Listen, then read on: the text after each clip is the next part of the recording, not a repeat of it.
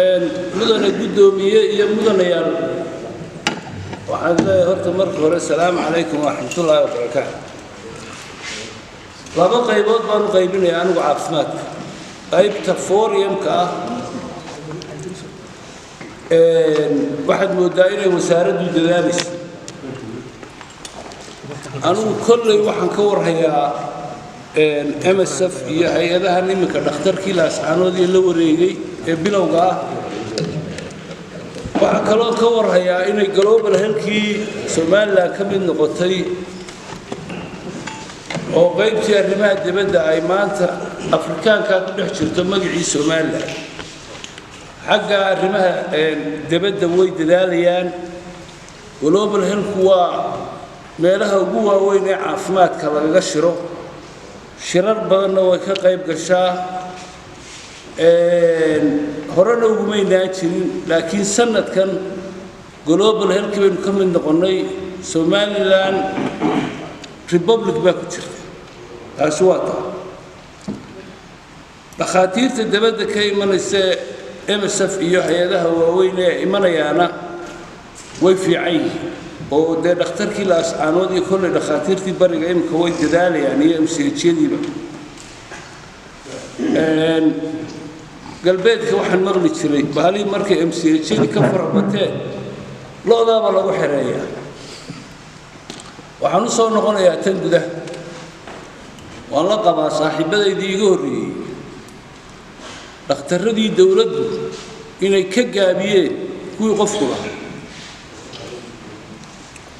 way ka gaabiyeen meeshii qof lahaa labadiiba lacag baa la iska qaaday dhakhtarkan qofka privatekii leeyahay baahi baa u geynaysa shaqaalaha intaa leega uu hayo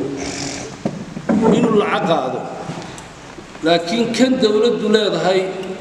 ee budgetkii dowladda wasaaradda caafimaadku waxay ku jirtaa wasaaradaha ugu shaqada badan waan ku ammaanayaa guddigeenna arrimaha bulshada riboodkii ay maalintii dhaweyd ka keeneen ribood fiican oo qurux badan oo tafatiran bay ka keeneen waxay ka keeneen ilaa iyo shaqaalahay galeen waxay yidhaahdeen dhakhtarka dowladda ee nagu xiga ee Hargeysa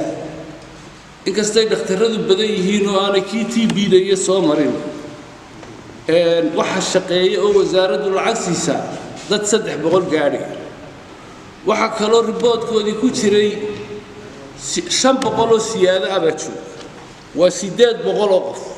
oo 300 mushahar qaata wad garan karaysaa dhakhtarka yar ee Ingiriiska inoo sameeyay 10,000 oo qof halka yaala loogu talagalay 300 oo qof markay ka shaqeynayaan waa dad aad u badan marka la leeyahay 500 oo overage joogana dee kaba sii badan waxay ahayd inuu shaqeeyo sida dhakhtarka private ku shaqeynaya 20kii waayo lacag yar ma aha budgetka bishii la siiyo waxaad moodaa in wasaaraddii caafimaadka ay fiirsan tahay waxa kaloo ka warhayaa in digrootooyinka madaxweynuhu ku magacaabo wasaaradda caafimaadka halkan guddida gaar baa loo magacaabo halkan guddiga aydiska gaar baa loo magacaabo halkan guddiga dhakhaatiirta gaar baa loo magacaabo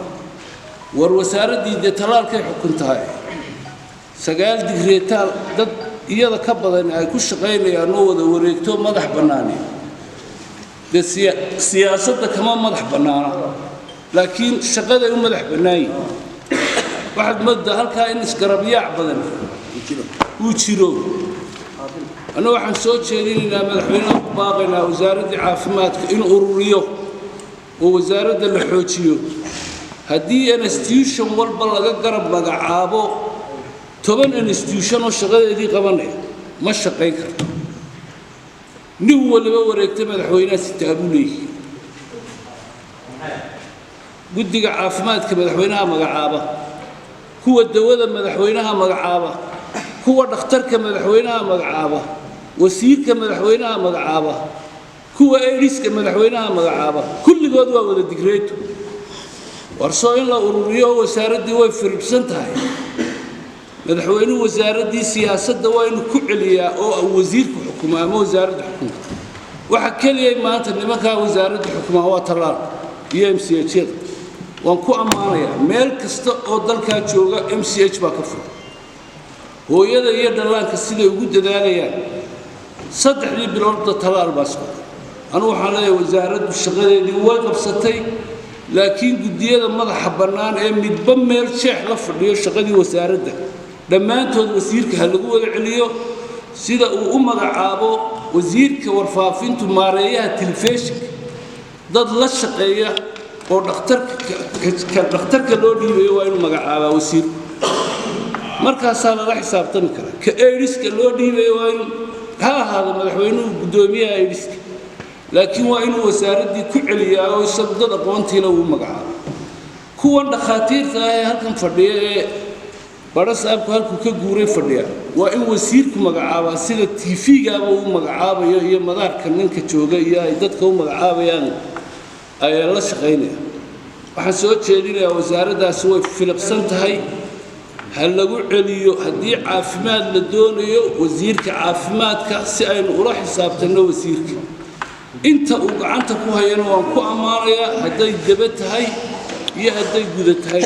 waa MCH iyo talaalkii labadaasuu hayaa labadaasina cirkaasay marayaan maalinay maanta ka fiican yihiin ma jirto waxa baaba'ay waa wixii hoose ee guddiyada loo dhiibay wasalaamu calaykum waraxmatullaahi wabarakaatu